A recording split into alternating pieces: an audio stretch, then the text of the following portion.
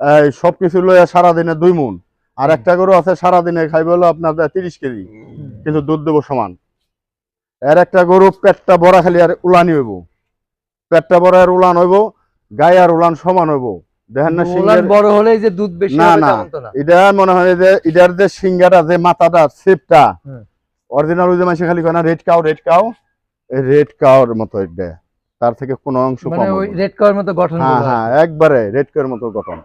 আর সব জায়গায় ঠিক, খালি শরীরে একটু কাবো, যে ভাই নিব হয়তো 2 মাস ধরে ওরা এমনি দানাদার খাদ্য দেওয়া হয় না, তবে এই জন্য একটু কাবো হয়েছে যে বিষটা রাখার জন্য, তো যাই হোক বিষ কমপ্লিট করছে। তাছাড়া মনে হয় ডাক 3-4টা যায় সারছে, বুঝছেন।